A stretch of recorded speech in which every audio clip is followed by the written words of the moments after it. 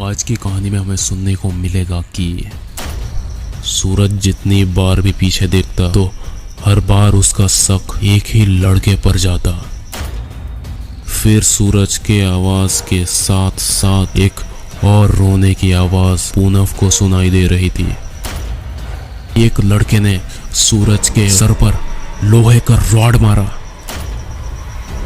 कहानियों को गंभीरता से ना लेकर मनोरंजन के हिसाब से लीजिए।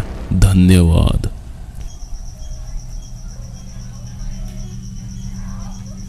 मीना एक माँ होने के नाते अपने बच्चे को देखने के लिए मेंटल हॉस्पिटल में आई। उनके हाथ में उनका एक और बेटे का हाथ था जो कि उनका छोटा बेटा है।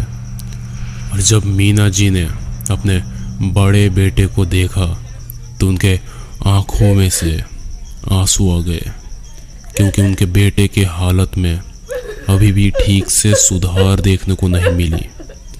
सूरज अभी भी पागलों जैसा किसी से बात करता और रोते रोते खुद को ही मारते मारते थक जाता। उनका बेटा सूरज हमेशा से ऐसा नहीं था। एक साल पहले जब सूरज ने देखा कि वो इस हॉस्टल में भर्ती हो रहा है तो बहुत ही खुश हुआ था वो, क्योंकि हॉस्टल बाहर से बहुत ही अच्छा दिख रहा था, लेकिन इसकी असलियत बहुत अलग थी। जब सूरज ने अंदर जाकर देखा तो हॉस्टल बाहर से जितना खूबसूरत था अंदर से उतना ही बुरा, क्योंकि अंदर का रंग फीका फीका था और न जाने क्यों ही बस एक अजीब सा लग रहा था यहाँ का माहौल। सूरज का एडमिशन हुआ।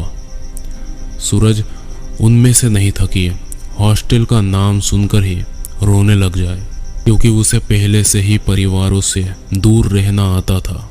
इसी बीच उसकी एक दोस्त थी सीना, जिससे वो फ़ोन पे बात करता था। हॉस्टल का पहला दिन और सूरज ने अपना सारा सामान ठीक जगह पे रखा और कुछ दोस्त भी बनाए, लेकिन उसके दोस्तों में से कुछ दोस्त एकदम ही घटिया किस्म के थे, जो आपको आगे सुनने को मिलेगा। हॉस्टल के पीछे एक पानी का कुआं है जिसमें शायद ही पानी आता हो। सूरज जानता था कि उसे पढ़ाई भी ठीक से करनी है और बाकी बच्चों के साथ ठीक से रहना भी है। और एक दिन बाद उसे उसका एक पुराना दोस्त भी मिला जो कि सूरज के साथ स्कूल में पढ़ता था, जिसका नाम है हिमन। सूरज के लिए ये बहुत ही अच्छी बात थी। रात के 8 बज गए और दोनों ने खाना खा लिया था और अब बारी है सोने की। लेकिन सोते सोते उसे कुछ नोटिस हुआ। उसे चादर के अंदर से ऐसा लगा जैसे कोई लाइट को एक बार ऑन और एक बार ऑफ कर रहा है। सूरज उठ खड़ा हुआ और स्विच ढूंढने लगा तो किसी ने पीछे से कहा कि स्विच पानी के डिब्बे के पास है। अब सूरज ये सुनकर उस पानी के डिब्बे के पास गया और स्विच दबाया ही था कि सूरज ने गुस्से से स्टील के गिलास को बहुत जोर से फर्श पर पटका और गाली देते हुए कहा कि किस मादर जात ने कहा ये कि स्विच डब्बे के पास है। ये मजाक बिल्कुल भी ठीक नहीं हुआ। ये सुनकर किसी ने कहा कि ये लाइट ऐसा ही है, 2-3 घंटे ठीक जलता है और उसके बाद सुबह तक जलती बुझती रहती है। तब सूरज ने कहा, अरे वो तो ठीक है, लेकिन किसने कहा मुझे कि स्विच डब्बे के पास है और मुझे शौक लगा। ये बात सुनकर उस कमरे में 9 लोग सो रहे थे। किसी ने कुछ नहीं कहा तो सूरज सबको वार्निंग देकर सो गया कि अगली बार से ऐसा ना हो। सुबह होने के बाद सब रेडी होकर अपने अपने क्लासेस ज्वाइन करने लगे। क्लासेस के बीच सूरज को कोई सताए जा रहा था, क्योंकि जब भी सूरज पढ़ाई में ध्यान देता तब उसके पीछे से कोई उसका ध्यान भटका रहा था। सूरज जितनी बार भी पीछे देखता तो हर बार उसका शक एक ही लड़के पर जाता, जो कि सूरज के नए दोस्तों में से ही है और नाम है पूनव। सूरज ने क्लास खत्म होने तक गुस्से को बस अपने अंदर ही रखा और क्लास खत्म होते ही सूरज ने उस पूनव को गले से पकड़ा और जब पूनव ने पलट के मारा, पूनव के साथ और 4 बच्चों ने सूरज को पकड़कर घसीटते हुए बाथरूम में ले गया और वहां सूरज का मुंह दबाकर उसके कानों में कहा कि यहाँ सबसे ज्यादा बड़ा मेरा ग्रुप है और तू मेरे से ही शान पट्टी करता है। पिटाई के बाद सूरज सहम गया। सूरज भागकर हॉस्टल के सबसे ऊपर वाले फ्लोर में गया और वहां पर कोई भी नहीं था। अकेला एक कोने में सूरज बैठा और रोते रोते सोचने लगा कि ऐसा क्यों हो रहा है मेरे साथ। हर बार कोई ना कोई परेशान करता ही रहता है मुझे हर जगह। लेकिन उस कमरे में सूरज के रोने के अलावा एक और रोने की आवाज आ रही थी, लेकिन सूरज ने उसे नजरअंदाज किया। आधे घंटे तक सूरज उस कमरे में रहकर अपने पुराने दोस्त हिमन के पास गया और जब सूरज ने हिमन को देखा और उसकी तरफ बढ़ने लगा था कि तभी सूरज के जूते के जो शू लेसेस थे किसी ने उस पर पैर रख दिए और सूरज धड़ाम से नीचे गिरा। अरे देख इसे तो ठीक से चलना भी नहीं आता। और इसी तरह सूरज को हर दिन रैगिंग सहनी पड़ती है और वो हर रात ऊपर के फ्लोर पर जाकर कभी रोता कभी दुखी बैठता और सूरज के दोस्त कभी सूरज को रूम साफ करवाता, बेइज्जत करता और सुबह सुबह पानी से भिगो देता। लेकिन एक दिन अलग हुआ जब सूरज रात को अपने बिस्तर पर सोने जा रहा था तो उसने देखा कि सारे स्टूडेंट अभी बाहर हैं और जो सूरज का पुराना दोस्त था वो भी बाहर था। तो सूरज ने अपना बिस्तर ठीक किया और उसने अपने बड़कपन से ही यूं ही हिमन का भी बिस्तर ठीक करने लगा।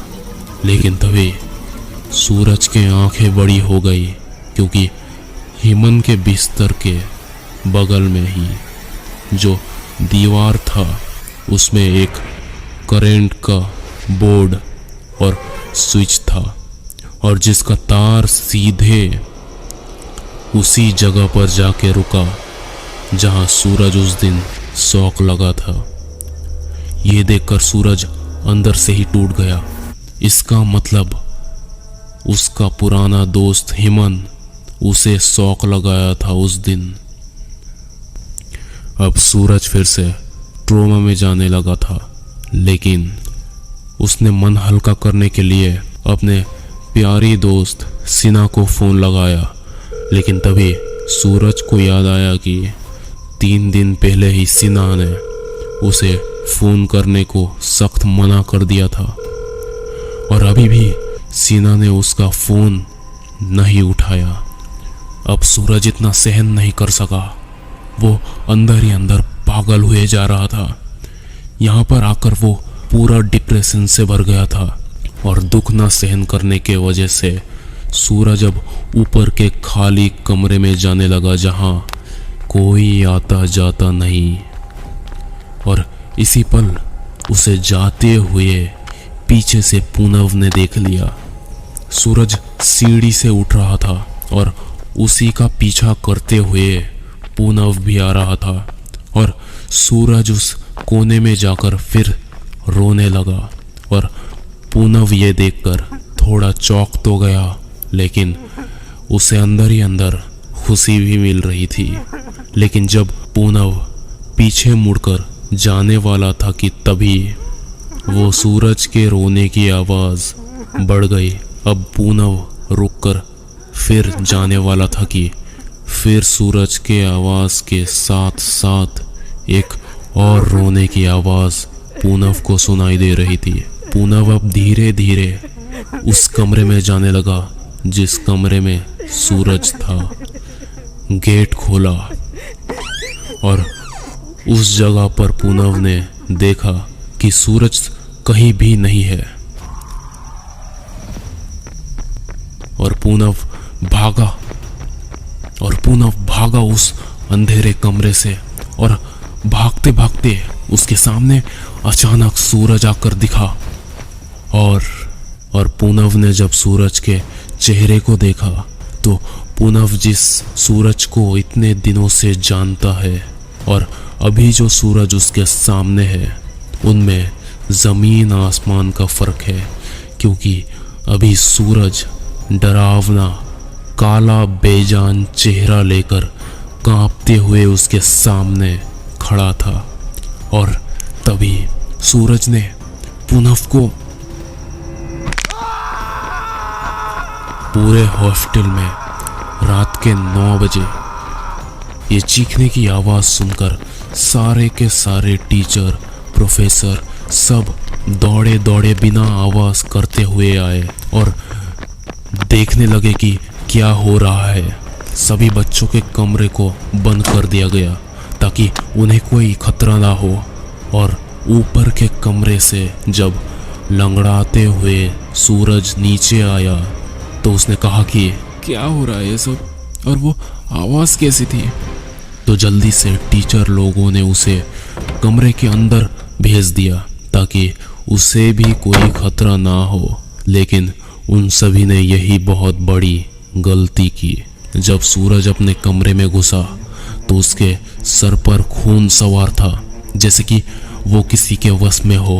उसने पहले अंदर से गेट को लॉक किया और एक एक करके सारे के सारे बच्चों को मारने, दांत से काटने लगा।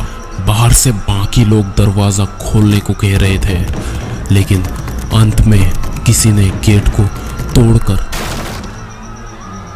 वो टीचर लोगों के सामने का नजारा जानलेवा था, क्योंकि पूरे कमरे खून से लथपथ होकर एक भयानक रूप ले लिया था।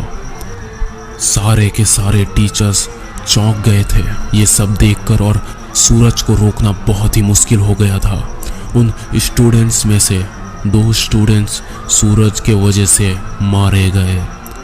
सारे लोग सूरज को पकड़ के रोकने की कोशिश कर रहे थे, लेकिन उनमें से एक टीचर बहुत ही घायल हो गया। सूरज पूरा पागल हो चुका था और तभी एक लड़के ने सूरज के सर पर लोहे का रॉड मारा।